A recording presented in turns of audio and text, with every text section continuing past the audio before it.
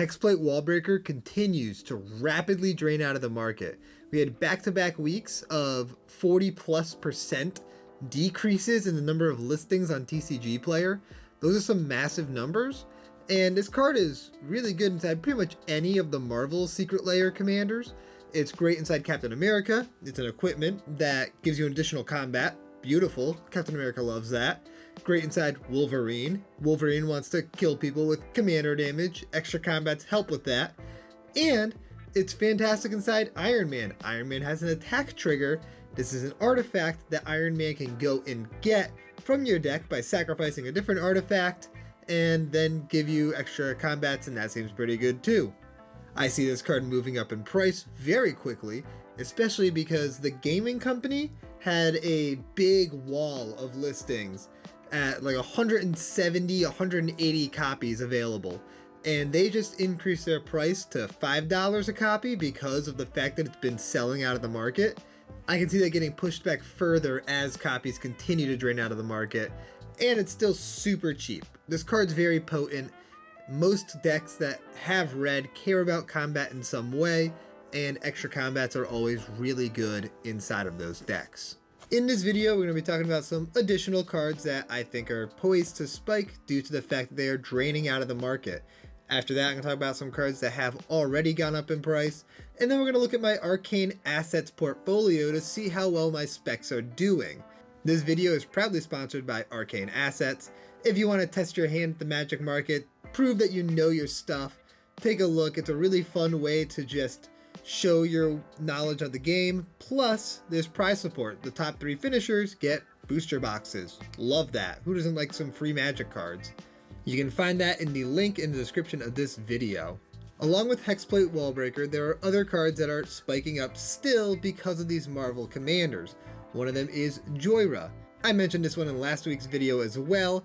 The Brothers War Old Border version specifically is draining out harder than the rest, but all versions are moving out of the market. It's great in Iron Man, it's great inside Captain America, it's a good card. The Retro Frame saw over a 50% decrease in listings, while the other 2 versions had just like 10 to 15% decreases, so nothing crazy on those. But that Retro Frame is virtually gone. It's leaving the market so fast. Hopefully you have copies. I don't like mentioning the Lord of the Rings stuff because there's constantly Lord of the Rings cards that are getting bought up. And Nazgul Battle Mace Surge Foil was one that did stick out in particular as a card that's really moving hard now. It saw back-to-back decreases in the number of listings on TCG Player, a 21% decrease, followed by just recently a 37% decrease. Massive movement there. Card's really good. I can see it going further. This is a very premium version of the card, and it's still pretty affordable, which is a little surprising to me. It looks like some people are starting to get pretty hyped up about the fact that we're going back to Tarkir, because the Dragon, the original version, is seeing a pretty big increase in the number of purchases recently. In the last few days, it just had a 57% decrease in listings. That's a huge drop. We're down to just 20 copies available on TCG Player. That's going to get bought up really quick, and I expect to see the reprint versions following suit, just at a slower rate because of the fact that there's a lot more supply, and we're still pretty far off from that new set coming out. Another face commander from the 2017 precons is Arahbo. We just got a bunch of cat stuff inside of Foundations, and Arahbo's seeing a lot of movement. There's only the original printing and a Secret Lair printing, which is very expensive. So it won't take much for Arahbo to drain out of the market and spike up pretty hard in price.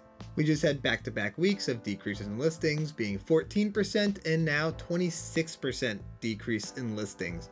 Big numbers. This thing doesn't take that much to just become a very expensive card just because there's so few on the market right now. So if you have Arahbos, I wouldn't be trying to sell them.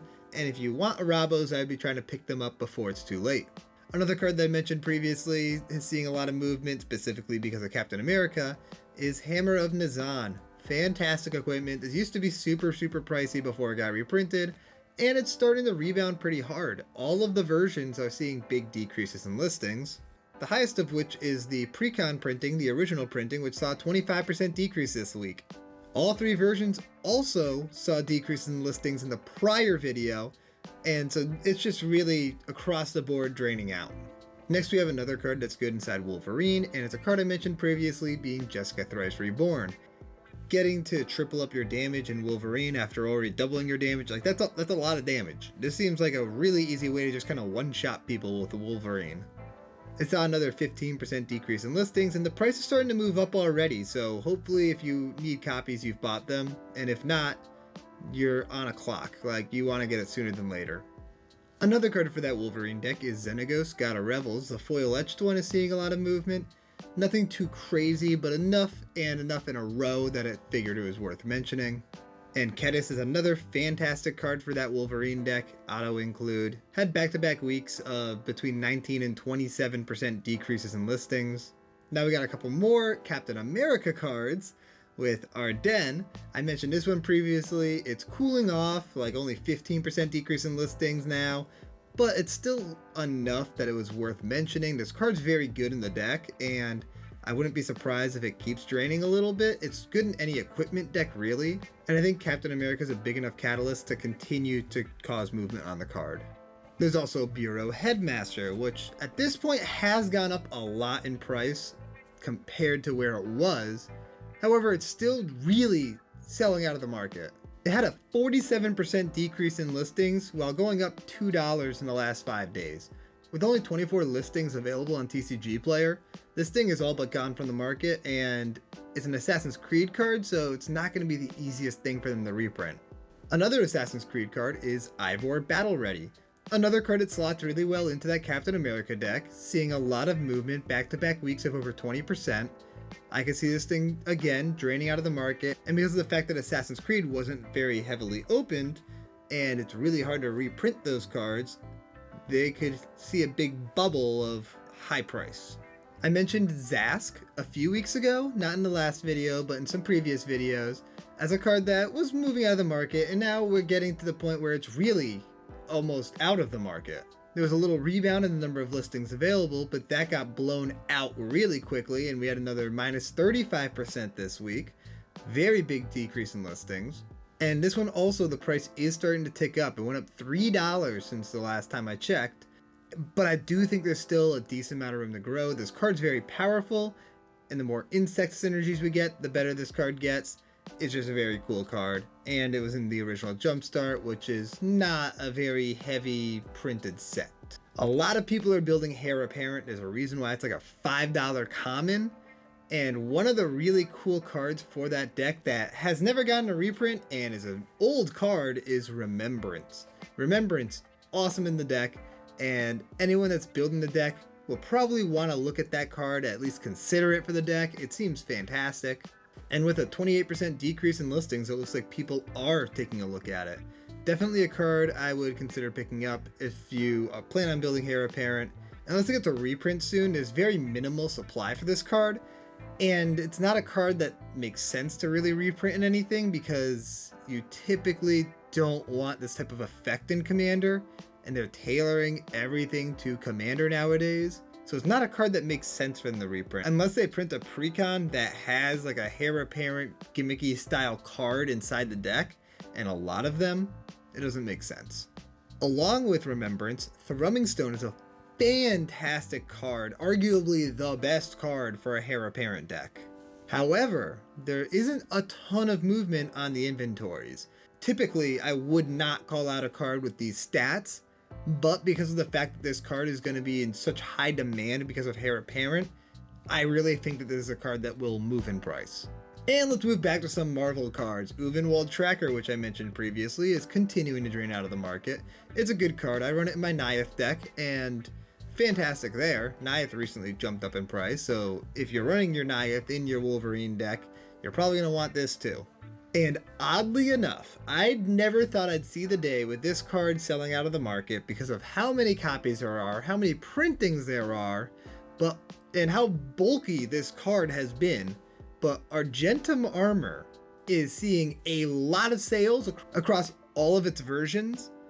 I don't think this is a card that's going to really spike up in price just because of the vast amount of quantity that there is to absorb. But it's really interesting to see this card specifically moving so hard because of how much of a bulk card this has been for a long time. And we have Fighter Class, another Captain America card that I had previously mentioned. Beautiful card for the deck. Back-to-back weeks of over 20% decreases in listings. I can see this thing really continuing to move out. Glissa, Herald of Predation is seeing a lot of standard play, and in turn, draining a little bit out of the market. Back-to-back decreases with most recently a 24% decrease, nothing to scoff at.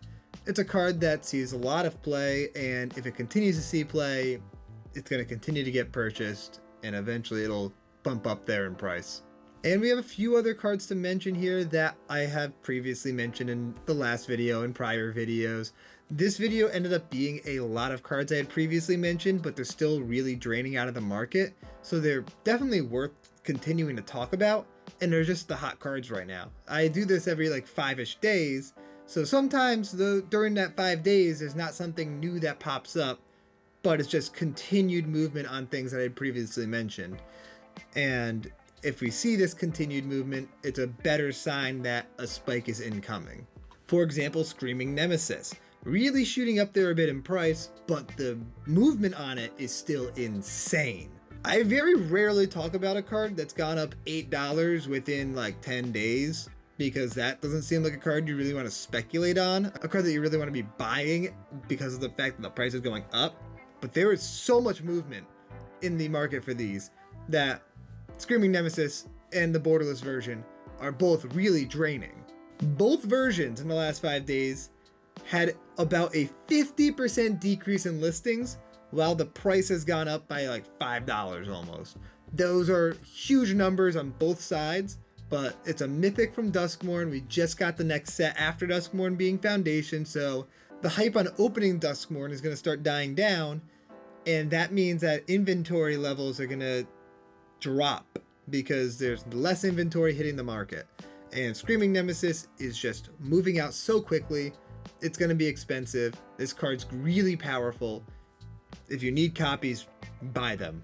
There's Brightcap Badger, which is ticking up a little bit in price now. Really still draining out of the market here. This is just a goofier card. I really like this card. I don't know why exactly it's moving as much as it is, honestly.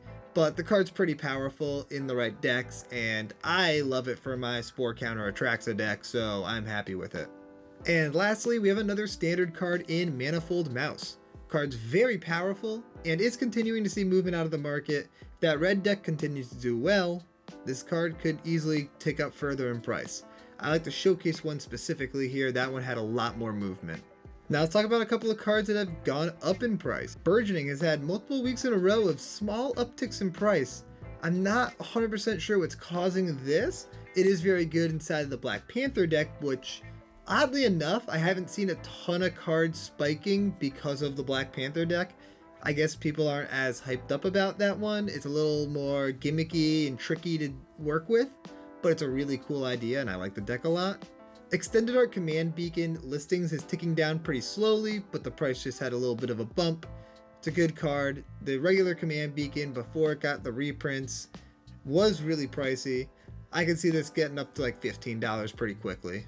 A card I previously mentioned, being Zerillion of the Claw, has seen a decent uptick in price.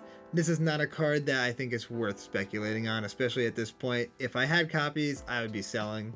Thassa Deep Dwelling, if you're running blue inside of your Hare Apparent deck, is a phenomenal card in that deck.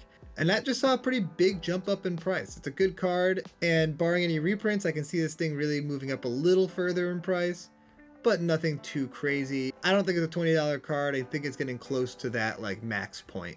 Seagate Restoration has continually gone up in price. It's a great card in that Blue Belcher deck in Modern, and it hasn't seen a reprint. This is a card that is probably very due for a reprint. If I have copies, I'm selling these right now because a reprint would hurt the price on this drastically. It's not a crazy heavily played card. It's good, but it's not like insanely good. So I'd be happy to sell at this price point. Halvar has been going up in price due to Captain America.